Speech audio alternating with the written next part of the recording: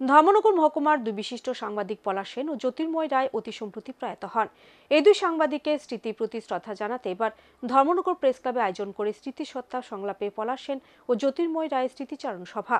তাতে প্রধান অতিথি হিসেবে উপস্থিত ছিলেন রাজ্য বিধানসভার অধ্যক্ষ তথা স্থানীয় বিধায়ক বিশ্ববন্ধু সেন। এছাড়াও ছিলেন জার্নালিস্ট ইউনিয়নের সর্বভারতীয় নেতৃত্ব আগরতলা প্রেস ক্লাবের প্রাক্তন সম্পাদক প্রণব সরকার সহ আরও অনেকে। অতি সম্প্রতি প্রয়াত ধর্মনগরে দুই সাংবাদিক জ্যোতির্ময় রায় এবং পলাশ সেনের পরিবারের সাথে এবার দেখা করলেন জার্নালিস্ট ইউনিয়নের সর্বভারতীয় নেতৃত্ব প্রণব সরকার সহ রাজধানী আগরতলা থেকে 3 জনের এক প্রতিনিধি দল।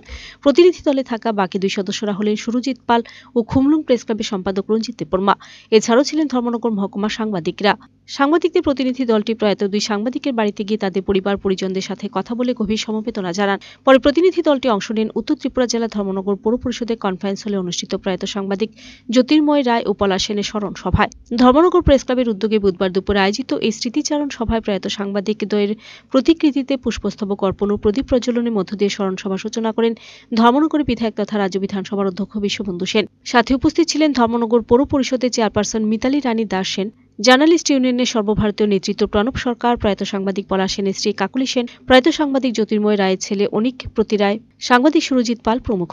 সভায় প্রয়াত সাংবাদিকদ্বয়ের আত্মার শান্তি কামনায় 1 মিনিট নীরবতা পালন করা হয়। প্রসঙ্গত উল্লেখ্য, গত বছরের 23 ডিসেম্বর কিডনিজনিত রোগে আক্রান্ত হয়ে হরিদ্বারের একটি বেসরকারি নার্সিংহোমে চিকিৎসাধীন অবস্থায় শেষ নিঃশ্বাস ত্যাগ করেন সাংবাদিক পলাশ সেন। মৃত্যুকালে তার বয়স হয়েছিল 52 বছর। তিনি স্যান্দন পত্রিকার সাংবাদিক ও ধর্মনগর প্রেস ক্লাবের সভাপতিও ছিলেন। এদিকে চলতি বছরে 20 জানুয়ারি ব্রেন ক্যান্সার আক্রান্ত হয়ে ধর্মনগর জেলা হাসপাতালে শেষ নিঃশ্বাস ত্যাগ করেন সাংবাদিক জ্যোতির্ময় রায়।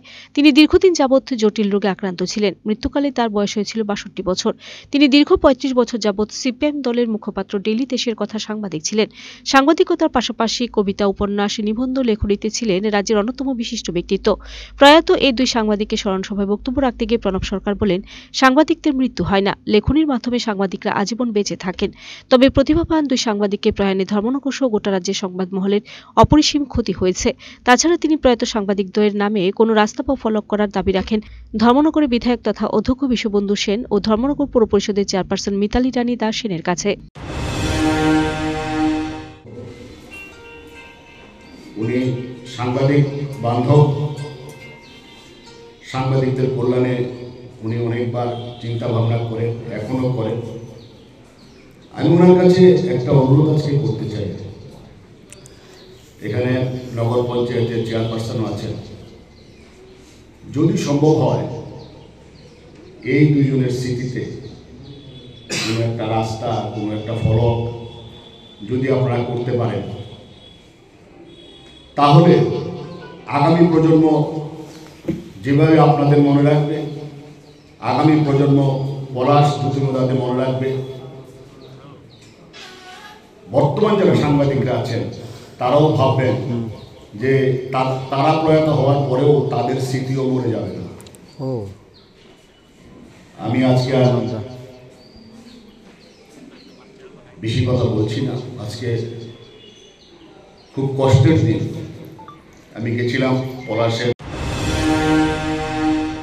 এদিকে স্মরণ সভায় বিশ্ববন্ধু সেন বলেন, যারা চলে গেছে তাদেরকে তো আর ফিরিয়ে আনা যাবে না, তবে তাদের পরিবারের পাশে তিনি থাকার অঙ্গীকার ব্যক্ত করেন। তিনি বলেন, প্রয়াত সাংবাদিক জ্যোতির্ময় রায়ের পরিবার আর্থিকভাবে কিছুটা সচ্ছল থাকলেও প্রয়াত সাংবাদিক পলাশ সেনের পরিবার তেমন সচ্ছল নয়।